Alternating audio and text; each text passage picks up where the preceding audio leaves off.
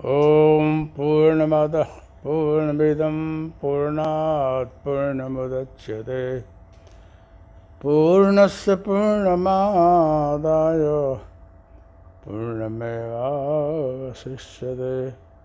सद्गुरुवे नमः, परमात्मने नमः, परब्रह्मणे नमः। मुझे लगता है कि आप सबको कथा सत्संग जरूर प्रिय है। आप लोग बड़े प्रेम से, बहुत प्रेम से सुनते हैं, आपको अच्छा भी लगता है, लेकिन मेरा आग्रह यही है कि उसे जीवन में उतारें तो और ज़्यादा अच्छा होगा। भक्ति के विषय में बोलूं तो ज्ञान और भक्ति दोनों ही सृष्टि की मूल पाया है। ज्ञान और भक्ति में सभी देव, सभी इष्ट बैठे हुए हैं।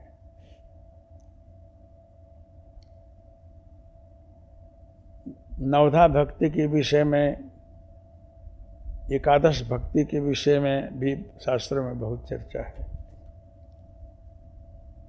रामायण में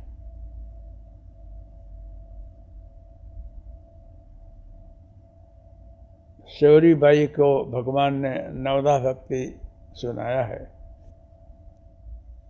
आप सुन लें और सोच लें कि शौरी को भगवान ने नवधा भक्ति सुनाई है, लेकिन शौरी बाई को इसका कुछ ज्ञान नहीं है कि नवधा भक्ति क्या होती है। उसको कुछ खबर नहीं है।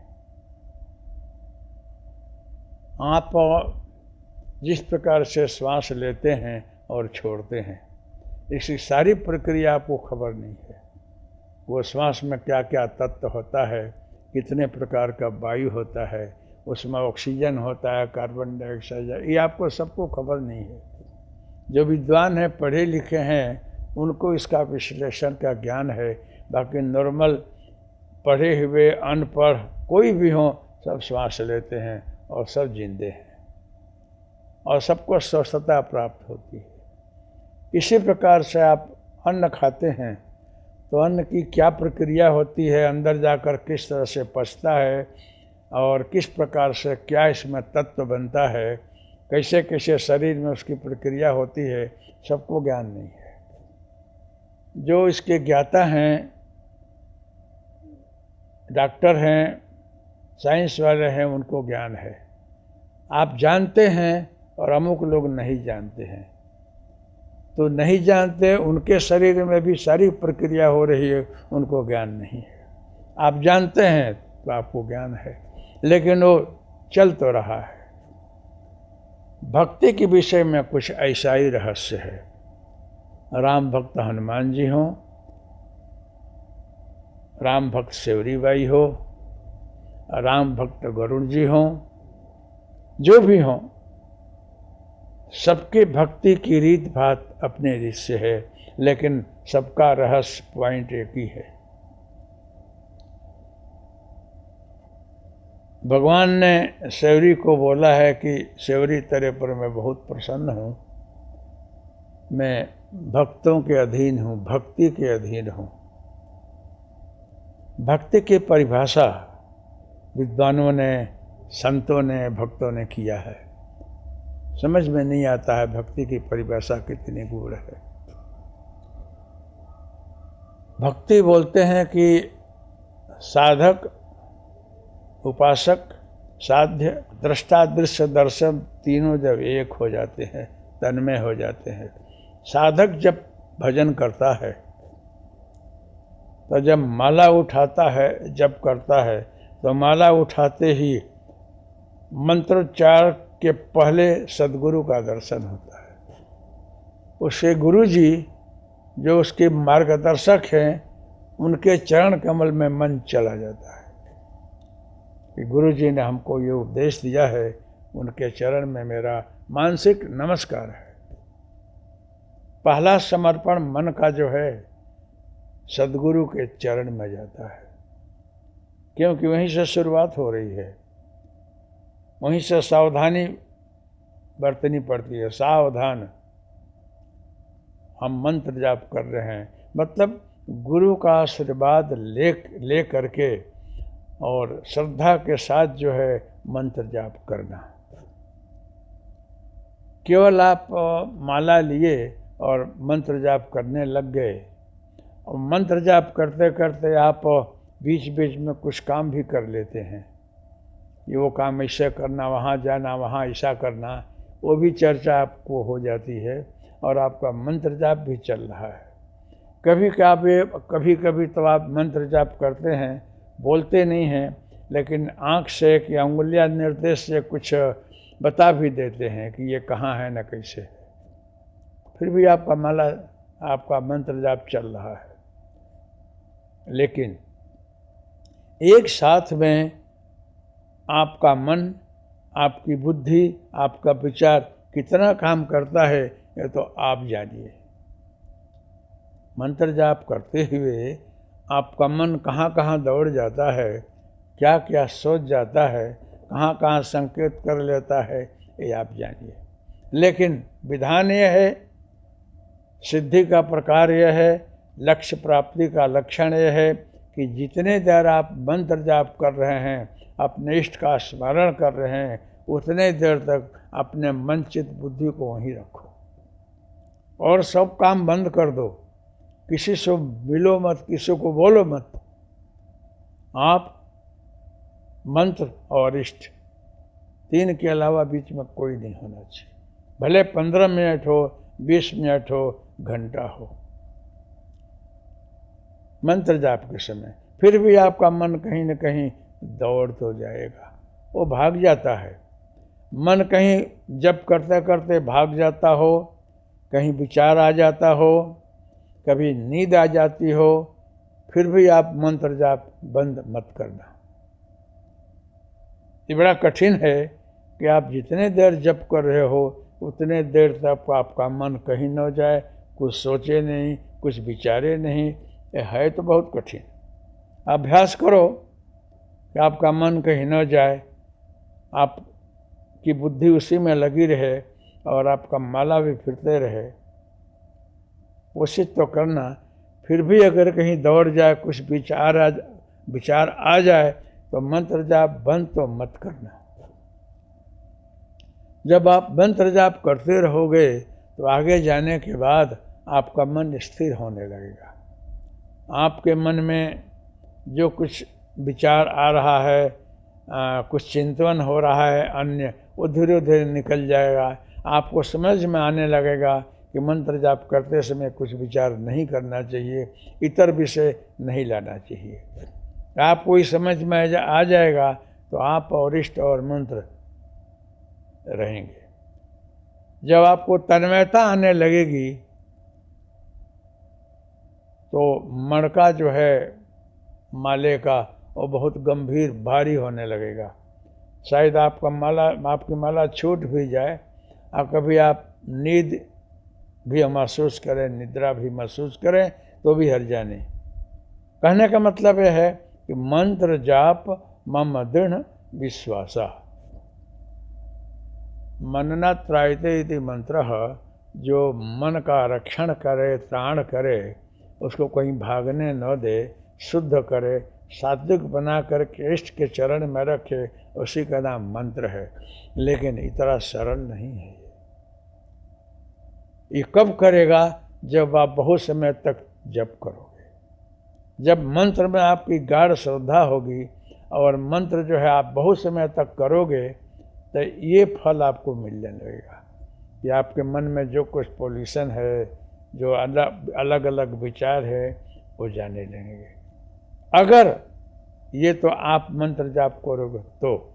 लेकिन अगर कोई सिद्ध समर्थ पुरुष, महान पुरुष आपको मंत्र दे दिया और आप मंत्र जाप कर रहे हो, तो 1 सेकंड भी, 5 मिनट भी तन्मयता से अगर मंत्र जाप करोगे तो उसका फल आपको मिल जाएगा। अगर कोई महापुरुष ने दिया हो और उनकी कृपा पर खूब हो तो, ज़्यादा तो नहीं बोलूं, लेकिन मतंग ऋषि ने श्योरी को दिया रहा और दुर्वासा जी ने कुंती माँ को दिया रहा।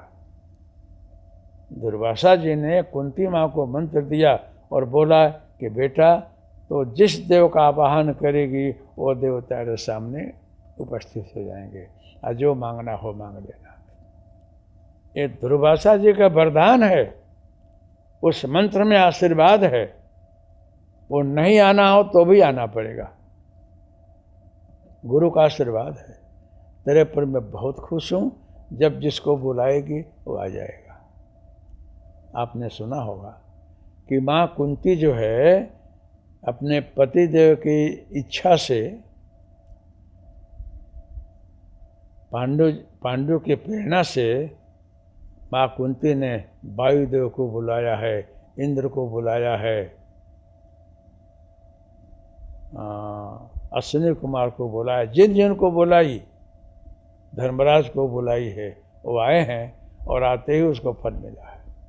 बहुत वर्षों तक, महीनों तक जप करे तब उसका फल मिले ऐसा नहीं है।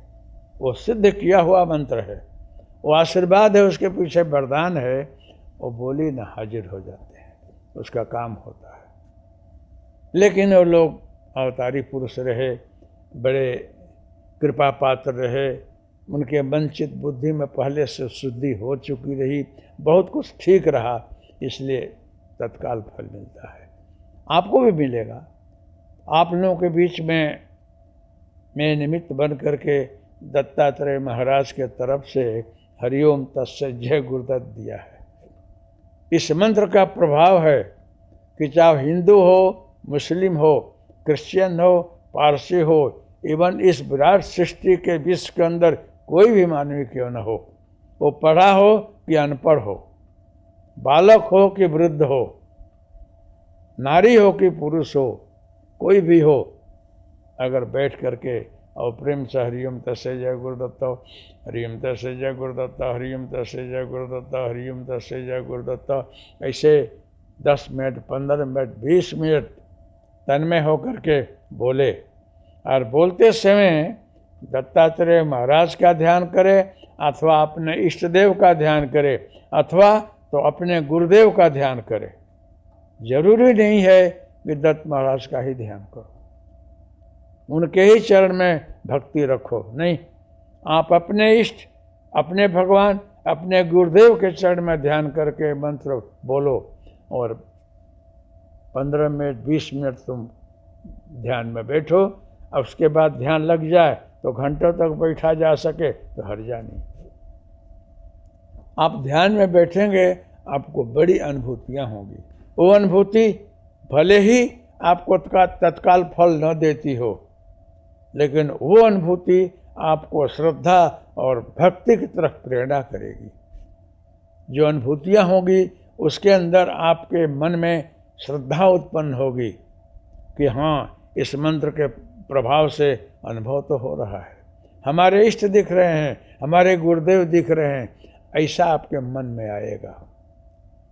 और उसके बाद जो है आप श्रद्धा के साथ इसका जप किए हैं तो इस श्रद्धा से जो अनुभूतियाँ होने लगेंगी तो उसमें ज्ञान और भक्ति, श्रद्धा और विश्वास दोनों काम करने लगेंगे। आजकल के युग में, इस भयंकर कलिकाल में दत्तात्रेय महाराज ने इस युग को कहाँ कहाँ प्रभावित होते हुए, किस तरफ अंधकार में जाते हुए, श्रद्धा अश्रद्धा की गोदी में झीलते हुए देख करके कदाच दे डाला हो। हरिओम तस्य जय गुरुदत्त। आप करके देखेंगे तो आपको ख्याल आएगा इसमें क्या भरा हुआ है, क्या शक्ति इसमें है। तो मन की चंचलता को आशीर्वाद रूप गुरु कृपा और मंत्र दूर करता है। तो श्योरी बाई को भगवान साक्षात गुरु मतंग ऋषि ने मंत्र दिया, राम मंत्र दिया। श्योरी कितनी श्रद्धा से उस मंत्र को की है। आप फल स्वरूप निराकार परब्रह्म परमात्मा तो उसके साथ रहते ही रहे, आज साकार रूप में प्रभु राम पधार गए। माँ कुंती को दुर्वासा जी ने मंत्र दिया, उस मंत्र के प्रभाव से जब चाहे वो देव हाजिर हो गए। तो एक मंत्र जो है वो बहुत काल तक जप करो, साधना करो, अनुष्ठान करो, तो आपके मन और चित्त बुद्धि को शुद्ध करके फिर आप जो चाहते हो उस दिशा में अथवा जो चाहते हो और लक्ष्य प्राप्ति कराता है, इच्छा की पूर्ति करता है। और इसी मंत्र को आप अपेक्षा रहित जप करो तो आपको ज्ञान और भक्ति के आधार पर मुक्ति और ईश्वर का दर्शन कराता है। तो मंत्र जो है कौन से महापुरुष दे रहे हैं और उस महापुरुष का मेरे ऊपर कृपा कैसी है। अगर आप चरण कमल में खूब श्रद्धा भक्ति रखेंगे, भाव रखेंगे, भक्ति रखेंगे, तो आप पर उनकी महत कृपा उतरेगी तो जल्दी फलदायी होगा।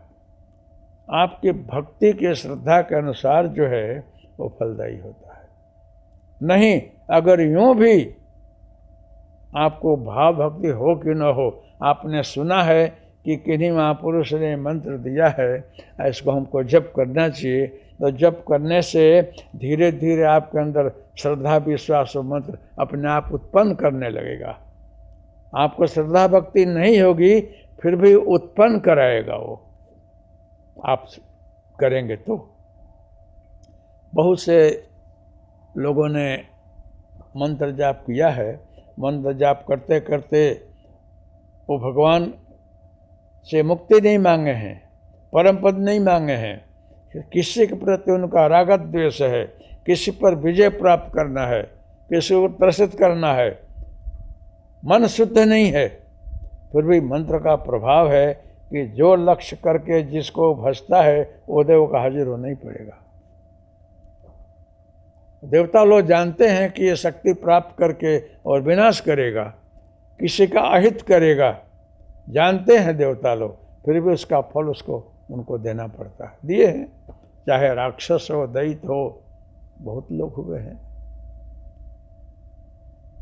महाभारत में कितने भक्त में भजन किए हैं, उनको वरदान मिला है, चाहे किसी भी हेतु से मांगा हो, लेकिन जप का फल उसको मिलता ही है, मन शुद्ध हो कि न शुद्ध हो। क्योंकि इसको शुद्ध नहीं बोलते हैं, किसी के प्रति ईर्ष्या रख करके जप करना और शक्ति प्राप्त करके उसके प्रति बदला प्रतिशोध की भावना लेना मन की शुद्धि नहीं है। लेकिन मंत्र का जो फल है, आप जिसका मंत्र जाप करते हो उसको वहाँ आना ही पड़ता है। लेकिन जो अपेक्षाकृत भक्ति करता है उसको तो लक्ष्य प्राप्ति होती है। तो भगवान ने सेवरी को बोला है कि तेरे अंदर नवधा भक्ति है। सेवरी दंग रह गई है कि मुझे तो प्रभु अनपढ़ हूँ और भिल्लनी हूँ, जंगल में रहती हूँ, नारी हूँ, मेरे अंदर क्या है मुझे कुछ खबर नहीं। लेकिन गुरु का आशीर्वाद है उसका। मतंग ऋषि ने आशीर्वाद दिया है कि बेटा तू अनपढ़ है, नारी है, कुछ पढ़ी लिखी नहीं है, लेकिन तेरी जो अनन्य शरणागति है, भक्ति है, भाव है, सेवा है ऋषियों के संतों के चरण में, इसलिए सब लोग तेरे पर खुश हैं और मैं तुझे आशीर्वाद देकर जा रहा हूँ। तेरे पर भगवान खुश होंगे, तेरे को दर्शन देंगे।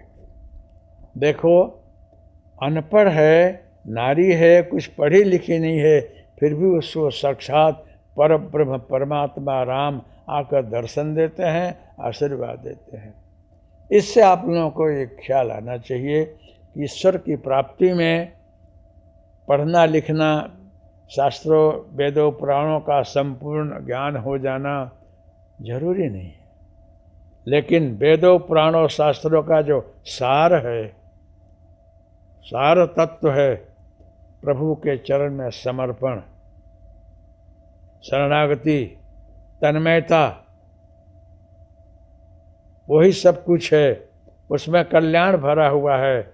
उसके चरण में जाने से अपना हित होगा, इस प्रकार का ज्ञान और इस प्रकार की भक्ति। चरण में शरणागति, श्रद्धा भाव, समर्पण वो उसमें फलदायी है, वो फलदायी है, अपना कल्याण करेगा, ये ज्ञान है। इस प्रकार का ज्ञान और भक्ति समझ की जो है अगर चरण में है तो आपको सब कुछ मिल जाता है। बाकी तो आपको ज्ञान हो तो खूब लिखिए, पढ़िए, बाँचिए, कोई हर्ज नहीं। लेकिन अगर कोई संत की और किसी गुरु की कृपा हो गई आप पर, आपको कोई मंत्र दे दिया और उस मंत्र का जाप आप श्रद्धा विश्वास से करें तो आपको और कुछ पढ़ने की, बाँचने की, सुनने की कोई ज़रूरत नहीं।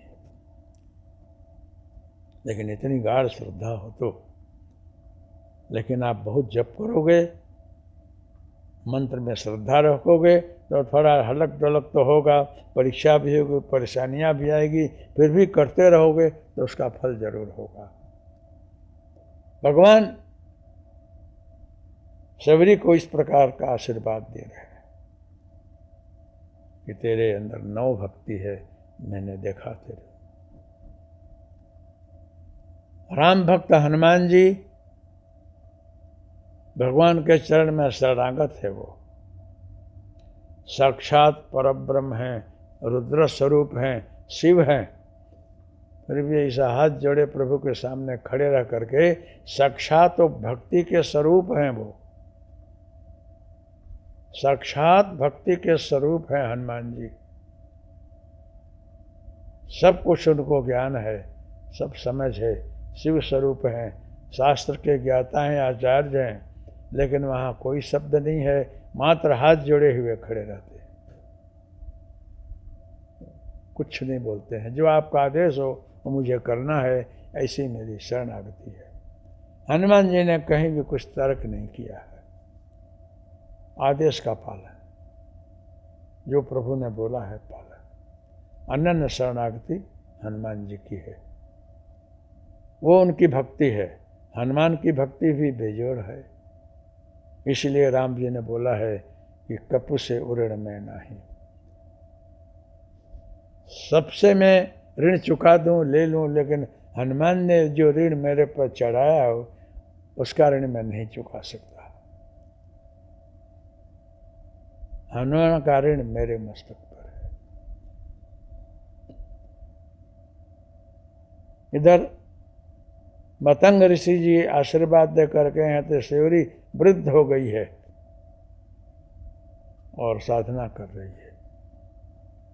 तो मेरा कहना है कि जो 9 भक्तियां हैं, कहीं 11 प्रकार का उल्लेख है, ये आप जान लो।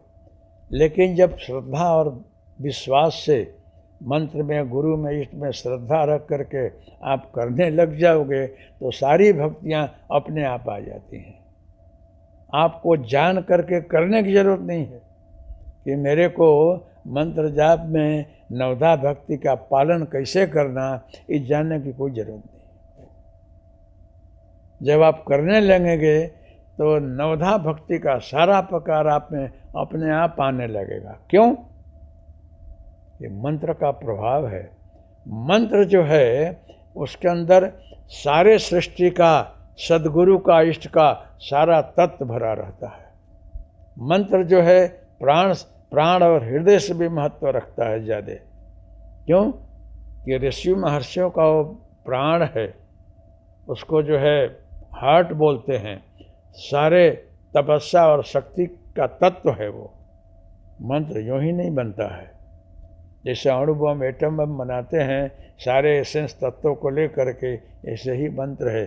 मंत्र में सारा ब्रह्मांड भरा हुआ है।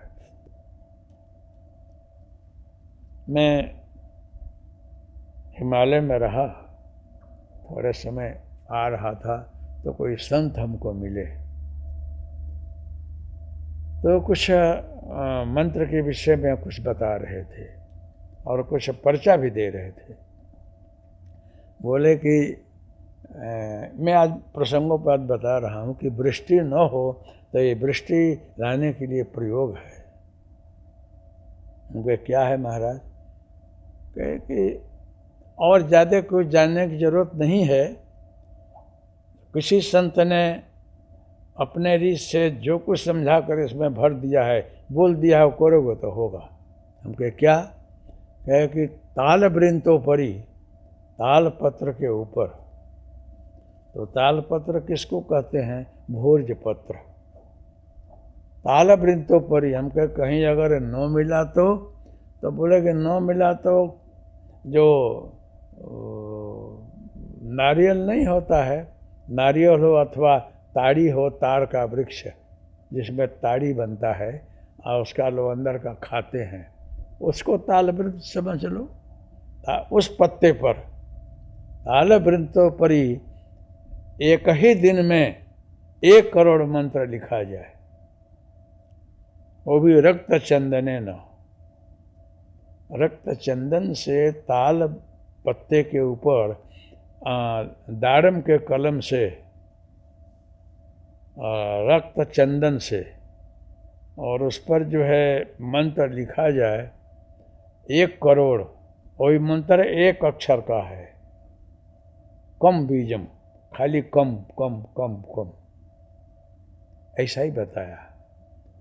अगर 1 करोड़ लिख करके और उसी दिन उस पर जो है जल देवता का और विष्णु का आवाहन करके, प्रतिष्ठा करके और उसको बीट करके और कुमारी कन्याओं के सर पर रखा जाए, उठावे वो, और धुन गाते हुए गाते बजाते ले जाया जाए और जा कर के कहीं कुआं हो कि तालाब हो उसमें डुबाया जाए। और न डूबे तो पत्थर बांध कर दबा दिया जाए धुन करके। तो बोलते हैं कि 3 दिन के अंदर खूब वृष्टि हो जाती है, ऐसा उन्होंने बताया। तो मैं जानता रहा इसको, आप लोगों को सुना रहा हूँ, आप लोग करके देखना। मैं तो सुना हूँ, तो मैं एक बार जूनागढ़ में रहा तो इसका प्रयोग कराया। वृष्टि नहीं हो रही थी जूनागढ़ में, तो मैंने बोला कि इसको किया जाए। तो जूनागढ़ से कुछ मामलेदार और रजिस्ट्रार ये सारा वर्ग आता रहा, तो सबको इकट्ठा किया तो 65-70 लोग हुए।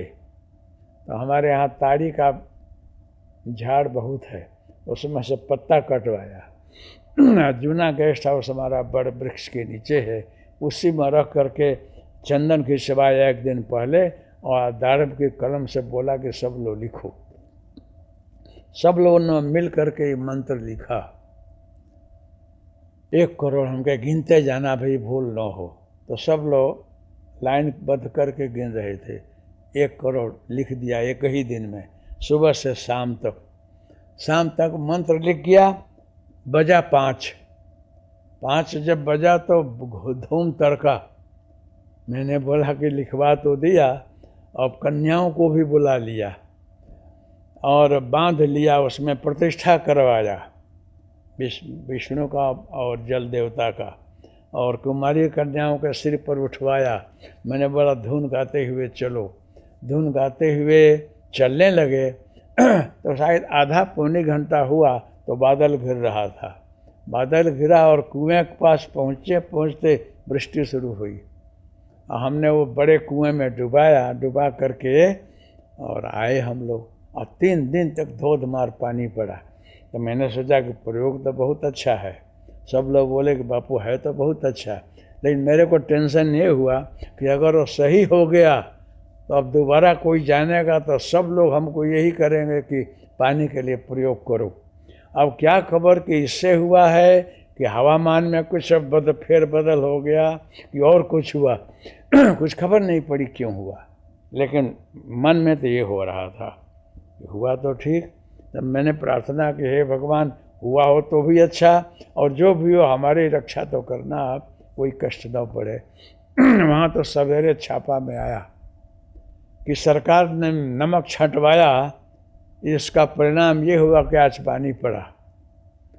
कोई छापे में आया कि फलाने हनुमान जी के जगह और शंकर मंदिर में कहाँ का यज्ञ हो रहा था, उसका फल हुआ।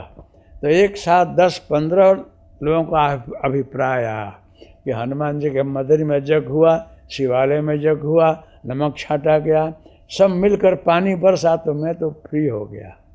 कदाच अगर कोई समस्या आवे तो मैं तो बोलूँ खाली मेरे करने से तो नहीं हुआ है, और अहंकार भी नहीं करना चाहिए कि ये किया तो हुआ। लेकिन हुआ जरूर। तो मेरे मन में रहा कि उस दिन तो हमने ऐसा विचार किया, हम छटक गए, लेकिन वास्तव में इसका फल क्या है। एक बार जो है अपने आश्रम में इसका फिर प्रयोग किया, ऐसे समय में किया कि जब पानी नहीं पड़ता है। उसमें राष्ट्रीय शाला में राजकोट के पुरुषोत्तम भाई गांधी रहे और मालवीय कॉलेज के प्रिंसिपल सिंघड़ा रहे, और सब लोग मिल करके आए। बोले कि आप बोलते हैं तो एक बार इसका प्रयोग करके देखना तो चाहिए। हमको ज़रूर देखना चाहिए, क्योंकि अपनी विद्या है, लुप्त न हो जाए।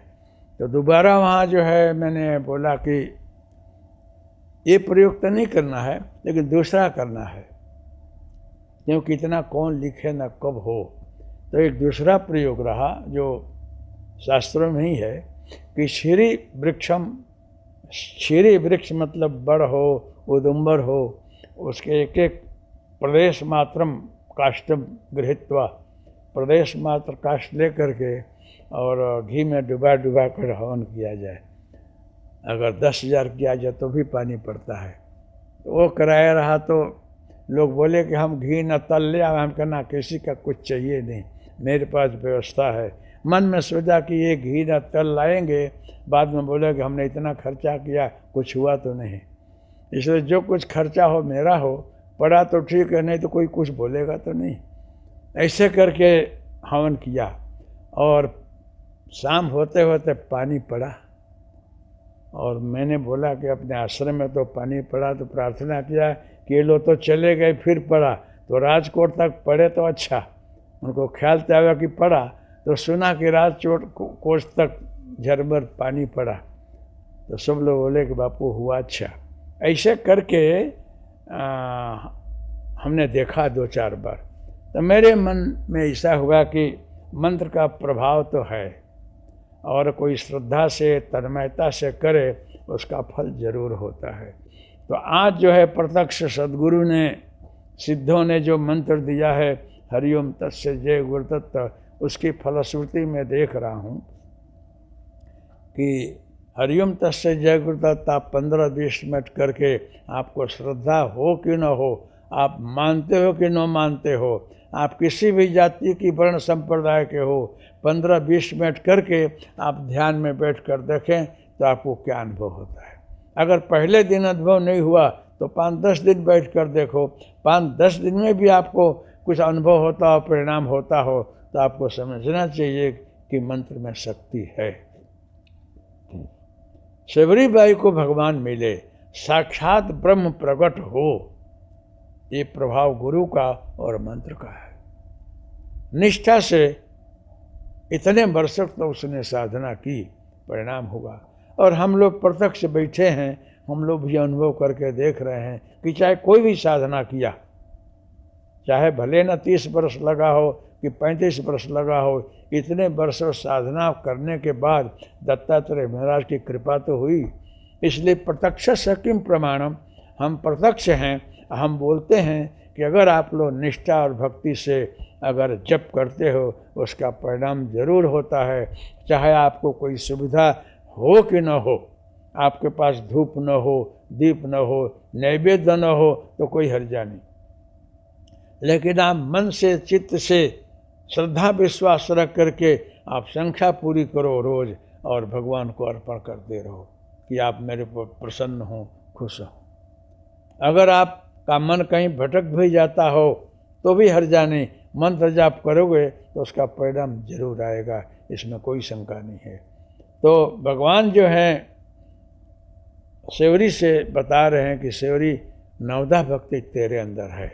तो मैं कहना ये चाहता हूँ और सिर्फ पॉइंट पर बोल रहा हूँ कि नवदा भक्ति का आपको ज्ञान होना जरूरी नहीं है,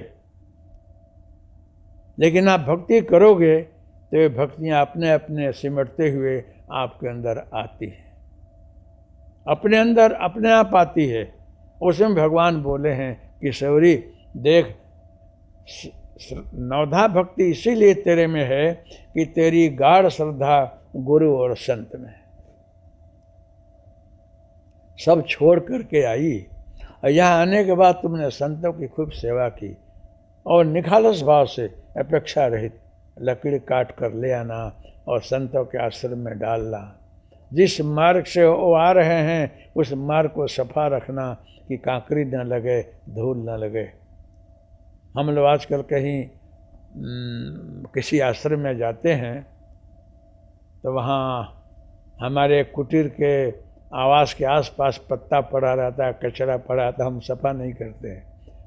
कदाच आपको कोई बोल दिया कि साहब झाड़ू लेकर कर सफा कर लो तो आपको अपमान लगता है कि हम बड़े ऑफिसर हैं, अब धनाढ्य हैं, हम डॉक्टर हैं, हम प्रोफेसर हैं, हम कहीं झाड़ू लगावें? नहीं लगाएंगे। हाँ, काशी में और कहीं कहीं जगह मैंने देखा है कि बड़े बड़े ऑफिसर लोग, धनाढ्य लोग, प्रतिष्ठित लोग सुबह जो है झाड़ू ले करके और निकलते हैं, आसपास के 10-5 मंदिरों में झाड़ू लगा करके सफा करके फिर नहाने जाते हैं। मैंने देखा है, अभी भी काशी में ऐसा है। आपसे कोई भूल हो जाए तो स्वर्ण मंदिर में वो दंड दिया जाता है कि आप बूट पालिश करो, सफा करो, फिर आपको ये प्रायश्चित दूर होगा। मतलब आप अपने अहंकार को हटाओ। आपके अंदर जब नम्रता आएगी, आपके अंदर जब विनम्र हो जाओगे, आप अहंकार को हटाओगे, फिर ही आपका प्रायश्चित दूर होगा। अहंकार बहुत बड़ा दुख है। शारदा ग्राम में एक बार मैं गया रहा तो वहाँ के जो आचार्य हैं और सब लोग मिल करके झाड़ू लेकर बाहर निकलते रहे, और वहाँ 500 विद्यार्थी हैं, इतना झाड़ू वहाँ रखा हुआ है, सब अपने हाथ से ले करके 1 घंटे में इतना सैकड़ों एकड़ रोड और सब सफा हो जाता है। सब लोग अपने हाथ से करते हैं, वहाँ कोई नौकर चाकर की ज़रूरत नहीं है। आश्रमों में ये शिक्षा दी जाती है, ये आपको सिखाया जाता है कि तुम्हारे अंदर सरलता, निखालसता, नम्रता, गुरु भक्ति, ईश्वर में निष्ठा, श्रद्धा होनी चाहिए। कुछ पाना हो तो ये बहुत ज़रूरी है। भक्ति का मतलब है कि अहंकार रहित गुरु और इष्ट के चरण में खूब रुचि रखना, शरणागति, समर्पण।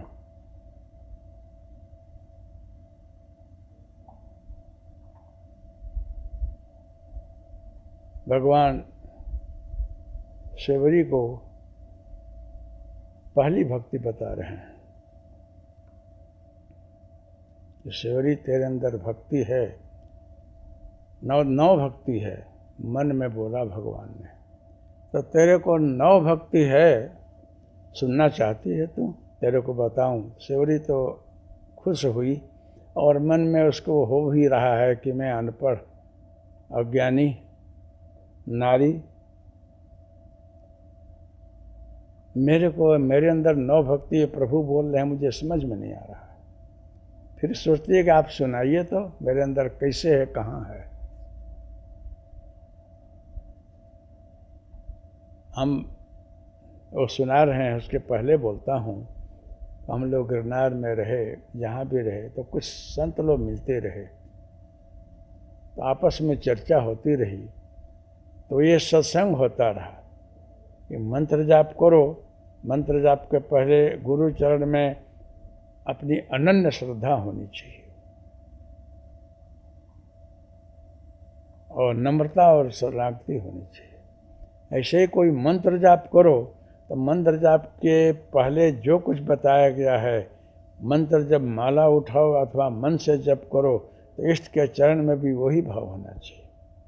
उसके बाद जो है तुम्हारी अपेक्षा क्या है, वो प्रश्न आकर खड़ा रहता है। क्या चाहते हो? क्यों हनुमान जी को बुला रहे हो? क्यों माँ गायत्री को जप रहे हो? क्यों भगवान शिव को जप रहे हो? क्यों भगवान राम की उपासना कर रहे हो? उसके बाद ये आता है। पहले तो गुरु और इष्ट मंत्र में खूब श्रद्धा, विश्वास, समर्पण। जो कुछ भी आपकी अपेक्षा हो, लेकिन जब तुम जप करते हो ना, माला उठाते हो, मंत्र जाप करते हो, उस समय एक एक मणका के पीछे, एक एक मंत्र के पीछे तुम क्या चाहते हो, ये आता नहीं है। ये तो जब इष्ट आ जाता है ना, तब तुम्हारी इच्छा होती है कि हम इसके लिए आपको बुला रहे थे। लेकिन ध्यान रखना, ये बहुत अगत्य की बात है कि जिस इच्छा से तुम जप कर रहे हो सकता है कि जब उनकी हाजिरी हो तुम्हारी इच्छा बदल जाए। जब उनकी हाजिरी हो तो तुम्हारी वृत्ति बदल गई हो, जो चाहते थे वो न चाहो। क्यों? मन शुद्ध हो गया होता है, चित्तवृत्तियां बदल गई होती हैं।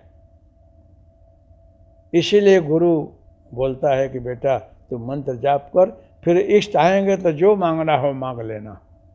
किसी का वध करना चाहते हो, किसी को दंड देना चाहते हो, कि अखूट संपत्ति चाहते हो, जिस हेतु से करना हो करो। लेकिन हो सकता है कि मंत्र जाप करते करते तुम्हारे मन की शुद्धि इस प्रकार हो जाए, विचार ऐसा बदल जाए कि अंत में तुम मांगना जो चाहते हो न मांगो, लेकिन जप तो करो। ऐसे ही हुआ है और होता है। ये बहुत जरूरी है, बहुत जानने की चीज़ है। आप करो, जिस संकल्प से करते हो करो। आप नहीं मांगोगे फिर भी परमात्मा इष्ट देव तो बोलेगा तुम ये चाहता रहा, मांगने कहे कि प्रभु अब नहीं चाहिए। ऐसा कभी हो जाता है।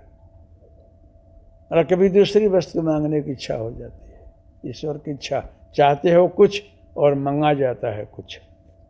ये बहुत जगह घटा है। मनुष्य शत्रुपा भजन करते रहे आत्मकल्याण के लिए, विष्णु लोक जाने के लिए, तो मांग लिया पुत्र, आपके जैसा मुझे संतान हो। नहीं इच्छा रही, फिर भी ईश्वर की प्रेरणा, वो जरूरी था, उनसे कुछ कराना था, मांग लिया। इसलिए अंत में परिणाम क्या है, क्या आएगा, ये कहना कठिन है। भगवान बोल रहे हैं कि सेवरी तेरे अंदर 9 भक्ति है। अब मैं एक चौपाई सुना रहा हूँ, सुनिए आप लोग। श्री राम जय राम, जय जय जय राम। श्री राम जय राम, जय जय राम। प्रथम भगति संतन कर संगा, दूजे रति मम कथा प्रसंगा।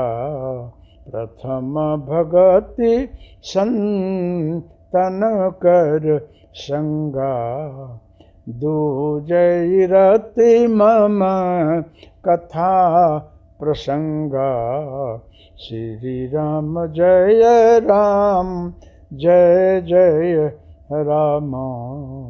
श्री राम जय राम, जय जय राम। राम जी ने कहा है कि सेवरी पहली भक्ति संतों की संगति है। गुरु और संत अगर समर्थ मिल जाए, उसकी संगति में आ जाओ, तो तुम्हारी मनोवृत्ति, चित्तवृत्ति बदल जाती है। मतलब सात्विक बनती है, अच्छी बनती है। वहाँ जाने पर श्रद्धा और भक्ति की वृद्धि होती है। कभी कभी अश्रद्धा और श्रद्धा भी आती है, लेकिन इसका कारण संपूर्ण गाढ़ श्रद्धा लाना है, इसके चरण में ले जाना है, ऐसा बनता है। संतन कर संगा, जब गुरु और संत की कृपा होती है तो तुम्हारे मन के अंदर जो अशुद्धियां हैं, चित्त के अंदर चंचलता है, कहीं कहीं मन भटक जाता है, वो दूर होने लगता है उनकी संगति से, उनके सत्संग से। सत्संग जो है मन के अंदर के शंकाओं को दूर करता है और अंदर ही अंदर श्रद्धा को गाढ़ बनाता है, विघ्न बाधाओं को दूर करता है, शंकाओं को दूर करता है, बार बार वहीं लाकर बैठाता है जहाँ तुझे बैठना चाहिए। मंत्र के अंदर और इष्ट के अंदर श्रद्धा उत्पन्न कराता है। इसलिए मन जो है मन के त्राण के लिए है, सुरक्षा के लिए है, चंचलता दूर करने के लिए है और प्रीति भक्ति को गाढ़ बनाने के लिए। सेवरी इतने समय तक संतों के आश्रम में रही है, उससे जो हो सका निष्काम सेवा की है, अपेक्षा कुछ नहीं। झाड़ू बहाड़ू करना, आश्रम में लकड़ी काट कर लाना, संतों की सेवा में हाजिर रहना, जो उससे शरीर से, इंद्रियों से, मन से, चित्त से हुआ है, समर्पित होकर उसने किया है, उसका परिणाम पवित्र हुआ, अच्छा हुआ, मन चित्त शुद्धि, गुरु कृपा, और आज मर्यादा पुरुषोत्तम साक्षात परब्रह्म परमात्मा स्थूल से हाजिर है। भगवान राम अथवा भगवान कृष्ण जब इस भूमंडल पर अवतरित हुए हैं, मतलब आए हैं, उनका अवतार हुआ है, उसमें सबको खबर नहीं पड़ी है और आने के बाद भी खबर नहीं पड़ी है। सब लोग भगवान राम को भगवान और कृष्ण को भगवान नहीं माने हैं। मैं बहुत बात बोला हूँ। जिन जिन पर उनकी कृपा हुई है, सोई जानहि जेहि देहु जनाई, अजानत तुम्हें तुम्हें हो जाई। जिन जिन लोगों ने उनको जाना है, उन लोगों ने ही हाथ जोड़ा है, उनको परमात्मा और प्रभु माना है, अन्यथा नहीं। अगर जान लेते तो जो जो काम करने के लिए आए हैं वो होता नहीं। सब लोगों को ज्ञान नहीं हुआ है। प्रभु राम सेवरी के यहाँ आए हैं और उसको नवधा भक्ति सुनाए हैं। पहली भक्ति संतों की सेवा और संगति, सत्संग। पहली भक्ति का ही परिणाम है कि सेवरी आज यहाँ पहुँची है और उसको भगवान मिल रहे हैं, उसका रोम रोम गदगद हो रहा है, प्लावित हो रहा है, अश्रुपात हो रहे हैं और समझ नहीं पाती है कि मैं कहाँ हूँ, कैसे हूँ। रोम रोम शुद्ध हो गया है। आप अंत में देखेंगे जब भगवान सेवरी को आशीर्वाद देकर जा रहे हैं तो आप देखेंगे कि अंत में सेवरी ने शरीर छोड़ा है, वहीं गुरु जी के समाधि के पास ही। आज सेवरी शरीर छोड़ी है तो विष्णु का स्वरूप लेकर के और विष्णु लोक में गई है। वो भिल्लनी जो जंगल में रही है, जो दुर्लभ गति है, वो सेवरी बाई को मिली है। वो नारी जो है वो शरीर छोड़ करके विष्णु के स्वरूप में विष्णु लोक गई है। आप लोगों ने देखा होगा, ऐसा शास्त्रों में भी लिखा है। लेकिन तत्वतः देखा जाए तो आत्मा न नारी है न पुरुष है। तो सृष्टि संचालन के लिए किसको, किस जीवात्मा को कहाँ ईश्वर ने रख दिया है, ये उसके ऊपर है। लेकिन सेवरी शरीर छोड़ी है तो जिसका ध्यान करती रही, जिसका भजन करती ही, उस स्वरूप में वो बदल गई है। इस रूप में जो है अपने सुरधाम में पधारी है। तो नवधा भक्ति में बहुत महत्व का स्थान है संतों और गुरु के चरण में श्रद्धा और विश्वास। मैं आप लोगों के समक्ष ऐसे गुरु को रखा हूँ कि जहाँ इतनी भी शंका न हो। दत्तात्रेय महाराज जो त्रिमूर्ति स्वरूप हैं, 3 लोग 14 भुवन में प्रख्यात हैं, भागवत में 6ठे अवतार हैं, सतयुग के हैं, त्रेता द्वापर के अभी भी हैं। वो अभी भी लोगों का कल्याण करते हैं, किसी किसी को मिलते हैं। ऐसे गुरु को बता रहा हूँ, ऐसे गुरु के सन्निकट में जाने की प्रेरणा करता हूँ जहाँ पर कोई शंका होनी ही नहीं चाहिए। फिर भी ये भी बोलता हूँ, अगर आपके गुरु हो तो अपने गुरु को मत छोड़ना, अपने गुरु के अंदर ही इनका दर्शन करना। गुरु ब्रह्मा गुरु विष्णु गुरुदेव महेश्वरा करके अपने इष्ट के अंदर ही इनको देखना। आपके इष्ट का ध्यान करो, मंत्र हरिओम तत्सत करके देखो, आपके इष्ट दिखते हो, आपके गुरु की झांकी होती हो, आपको ध्यान लगता हो, आपको अंदर में शांति मिलती हो, श्रद्धा भक्ति में वृद्धि होती हो, तो करने में क्या हर्ज है। सेवरी को भगवान बोले हैं, कि जो मैं आज खड़ा हूँ तेरे समक्ष और गुरु की कृपा तेरे पर उतरी है, इसका सारांश यही है कि तुम्हारी चरण कमल में गाढ़ श्रद्धा रही है। इतने वर्षों तक श्रद्धा रखकर बैठी है, लेकिन मंत्र जाप में तेरी शरणागति श्रद्धा में कोई फेर नहीं पड़ा। वृद्ध हो गई तू, छोटे से आई रही अभी तक, लेकिन वही भाव भक्ति है। तू नौजवान है, तू बालक है, हर एक रूप में दिख रही है।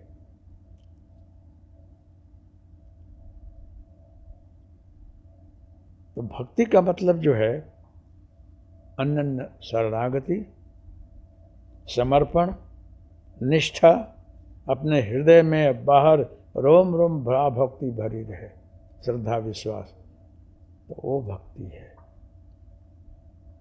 गुरु और संतों के चरण में निष्ठा जो है, और जब गुरु चरण में, इष्ट के चरण में निष्ठा होती है तो आगे जो है अपने आप रास्ता खुलते जाता है।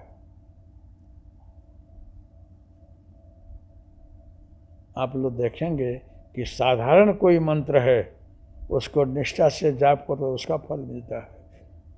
ये सावर मंत्र है और कहीं मंत्र है, लेकिन ये जो हरिओम तत्सत है, इसको आप करोगे तो आपके ऊपर कोई मूठ चोट किया हो, जंत्र मंत्र किया हो, तंत्र किया हो, आपके घर में कोई आलाई बलाई आया हो, कोई नहीं रहेगा, सब भाग जाएगा। इस मंत्र के सामने कोई मूठ चोट ना अमुक प्रकार के जो इमेजिक कोई तत्व है नहीं काम करता है। इतना प्रभावशाली मंत्र है, तुरंत आपको शांति महसूस होगी। मंत्र में शक्ति है। हाँ, लोग बोलते हैं कि गुरु में संत में आस्था और श्रद्धा रखनी चाहिए, तो कोई बोलते हैं कि गुरु की ज़रूरत नहीं है। तो संक्षेप में बोल रहा हूँ कि गुरु की ज़रूरत तो है और नहीं भी है। आप स्कूल कॉलेज में पढ़ते हो तो शुरुआत में गुरु की ज़रूरत है, नहीं तो आपको ककड़ा बारखरी सिखाएगा कौन, मात्रा स्वर व्यंजन सिखाएगा कौन। वहाँ सीखने के बाद जो है आप हाई स्कूल में और कॉलेज में जाते हो, वहाँ तक पढ़ते हो, आप पीएचडी करते हो, डॉक्टरेट करते हो, वहाँ तक गुरु की ज़रूरत है। लेकिन आप डॉक्टर बन गए, एमए पीएचडी हो गए, तब आपको गुरु की ज़रूरत नहीं है। तब आप खुद सब कुछ जानते हो, पढ़ लिए हो, आप शिक्षक बन गए हो, दूसरे को पढ़ाते हो और समझाते हो। लेकिन शुरुआत में गुरु की ज़रूरत है। तो जो भी गुरु हैं वो शब्द रूप में, ज्ञान स्वरूप में आपके अंदर समा गए हैं। जिनका पढ़ाया हुआ शब्द, जिनका दिया हुआ बोध, जिनका दिया हुआ ज्ञान आपके अंदर आकर बैठ गया है। अब आपको गुरु की ज़रूरत नहीं है। आध्यात्म मार्ग में मूलाधार से षोडशी विशुद्धि चक्र, आज्ञा चक्र में आने तक गुरु की ज़रूरत है। उसके आगे उसके आगे आप गुरु के बगैर जा ही नहीं सकते हैं, वहाँ भी गुरु की ज़रूरत है। आज्ञा चक्र से आगे आप नहीं जा सकते हो। यहाँ तक गुरु की ज़रूरत, उसके बाद दूसरे गुरु की ज़रूरत है। जैसे कि प्राइमरी में गुरु बदल गए और हाई स्कूल में बदले, कॉलेज में बदले, फिर आगे जाकर भी बदलते हैं। तो अलग अलग सब्जेक्ट, अलग अलग क्लास के लिए अलग अलग टीचर होते हैं। ऐसे ही अध्यात्म में भी है। आज्ञा चक्र से ऊपर सदगुरु की ज़रूरत है, उसके सिवा आप जा ही नहीं सकते हो। तो आप चाहे गाड़ी सीखते हो, कोई टेक्निकल लाइन में जाते हो, वहाँ भी किसी से बोध तो लेना पड़ता है। बोध लिए बगैर आप कुछ जान नहीं सकते हो। साधारण घड़ी रिपेयर करना तो भी कोई मार्गदर्शक चाहिए। तो हर एक मार्ग में कोई आपको रास्ता बताने वाला चाहिए, उसके सिवा आप कुछ जान नहीं सकते हो। इसीलिए गुरु की ज़रूरत है। शास्त्र में आप देखिए, अगर सब शास्त्र को आप मानते हैं तो हर जगह उदाहरण आया है। तो रामायण में भी काकभूषुंडी जी गरुड़ संवाद में काकभूषुंडी बोले हैं गरुड़ जी को कि देखो गरुड़, मैं 1000 जन्म लिया श्राप बस, मुझे याद है। और जब जब शरीर लेता रहा, छोड़ देता रहा, लेकिन मैं हर एक जन्म में मुझे अपने गुरु की याद ही रही। उनकी सौम्यता, उनकी करुणता, उनकी दया करुणा, ये मुझे भुलाता नहीं है। एक बात मोहि बिसर न कहूँ, गुरु कर कोमल शील स्वभाव। अभी यहाँ कागभुसुंडी स्वरूप में हूँ, 1000 जन्म के बाद आया हूँ, फिर भी मुझे अपने गुरु की स्मृति अभी अंदर है, वो नहीं बिसरती है। उनकी करुणा और दया अभी भी मेरे अंदर है। और वो गुरु जो हैं, इस स्थिति में लाने के लिए प्रेरणा करके और लोमश ऋषि के पास ले आए। प्रेरणा करके लोमश ऋषि के पास लाए, वहाँ ला करके जो कुछ बाकी रहा दिला दिया। कोई कोई गुरु जो है स्थूल से बोध देते हैं, और जहाँ तक वो आपको पहुँचा सकते हैं पहुँचाएंगे, फिर दूसरे के पास भेजते हैं कि अब वहाँ जाओ, अब आगे का सब्जेक्ट जो है वहाँ पढ़ना है, वो पढ़ाएंगे तुझे, आगे वो ले जाएंगे, ऐसा करके भेजते हैं। कोई कोई डॉक्टर भी है, वो भी अपनी दवा करें, बाद में भेजते हैं कि उस हॉस्पिटल जाओ और उनके पास बताओ, अमुक विषय के ज्ञाता वो है। हर जगह ऐसा है। तो अमुक गुरु जो हैं अमुक चक्र तक, अमुक हद तक ले आते हैं, बाद में दूसरे के पास भेजते हैं। तो कागभुसुंडी जी बोले कि हमारे गुरुदेव जो है हमें ले करके, और इतने जन्मों में भटका हूँ, उनकी कृपा से मैं मुक्त होते गया, जल्दी जल्दी शरीर छोड़ते गया। आज स्थूल प्रेरणा करके हमको लोमश ऋषि के पास लाए, और वहाँ ला करके हमको अमुक बोध दिलवाया। इस स्थिति तक पहुँचा करके अभी मेरे हृदय में, मेरे भाव में, मेरी भक्ति में वो विराजमान है।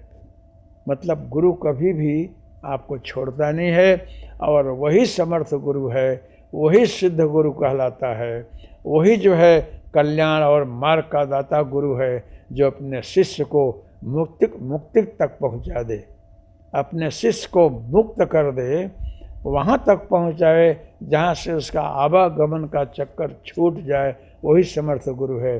बाकी व्यापारी गुरु जो है आपसे दक्षिणा ले लेगा, आपको कंठी बांध देगा, लेकिन आपका कल्याण नहीं करेगा, वो गुरु नहीं है।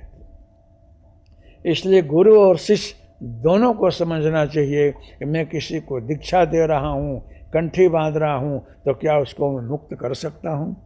क्या इसका कल्याण कर सकता हूँ? उसको लक्ष्य तक पहुँचा सकता हूँ? तो ही आप उसके गुरु बनो और दक्षिणा लो, कंठी बांधो, अन्यथा नहीं। अगर ऐसा नहीं करोगे तो दोष के भागी बनोगे। हरहि शिष्य धन सो कन हरहि, सो गुरु घोर नरक में पड़हि।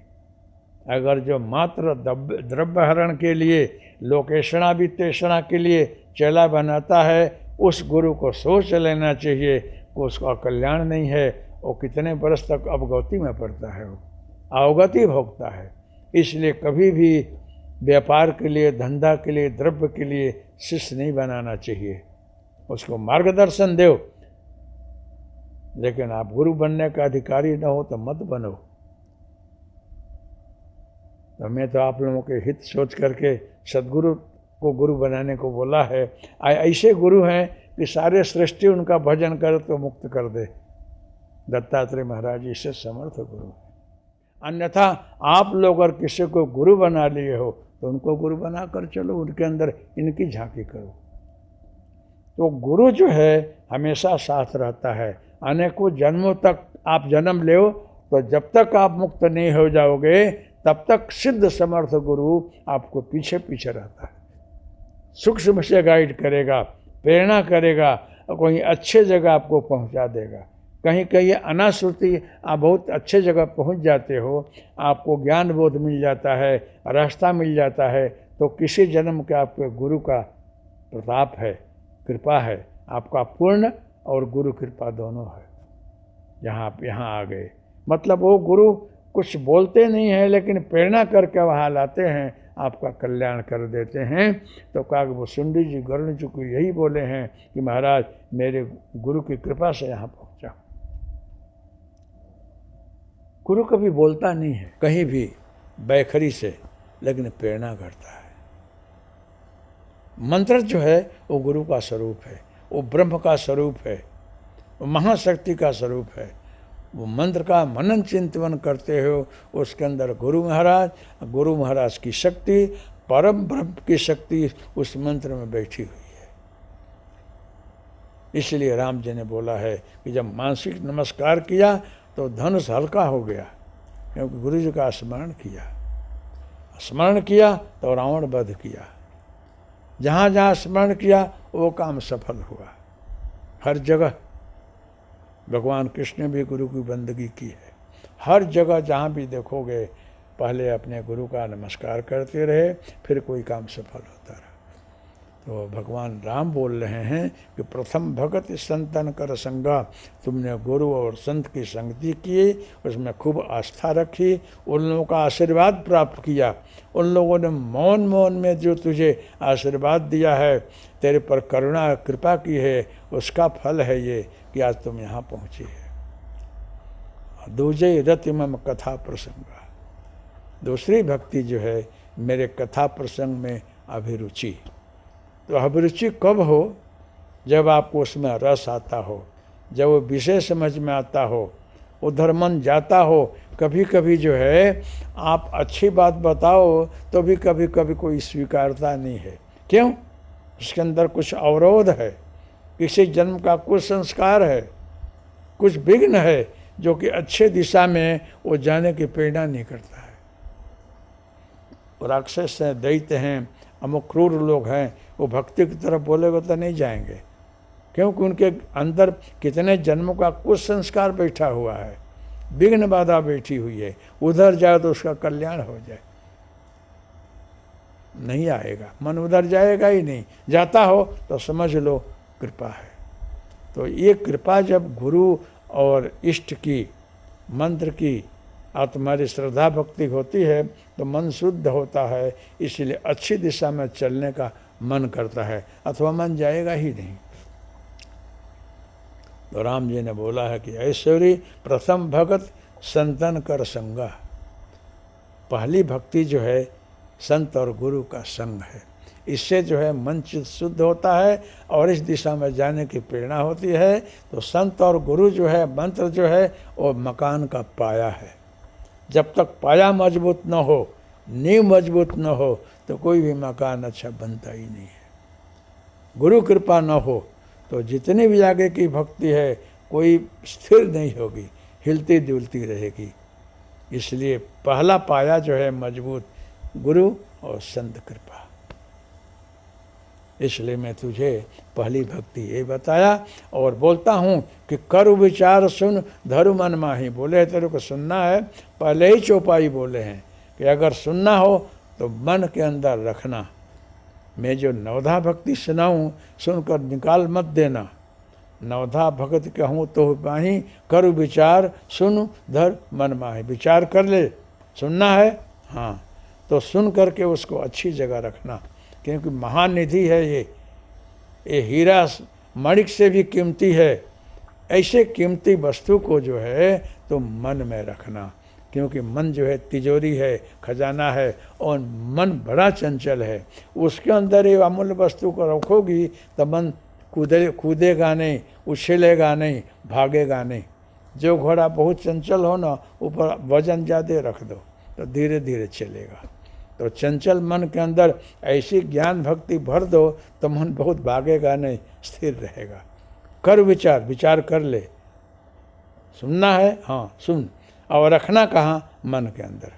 मन रूपी तिजोरी है, मन के अंदर पेटारी है, उसमें रख तो मन स्थिर रहेगा, शांत रहेगा और फिर कूदेगा नहीं, भागेगा नहीं। इस प्रकार से शिवरी को सावधान करके और मर्यादा पुरुषोत्तम भगवान रामचंद्र ने ये भक्ति सुनाई कि ये भक्ति जो है गुरु और संत कृपा सबसे बड़ी भक्ति है। अब दूसरे दिन जो है भगवान आगे जो बता रहे हैं क्या? मम कथा प्रसंग। अब दूसरी भक्ति जो है मेरे कथा में, मेरे स्मरण में, मेरे चरण में, भगवान के नाम में अभिरुचि। रति रखना, वो दूसरी भक्ति है। अब जो है मंगलमस्तु, कल्याणमस्तु, शुभमस्तु, अब ये दूसरी भक्ति में कल सुनाऊंगा। आज हरिओम तत्सत। जय गुरुदत्ता।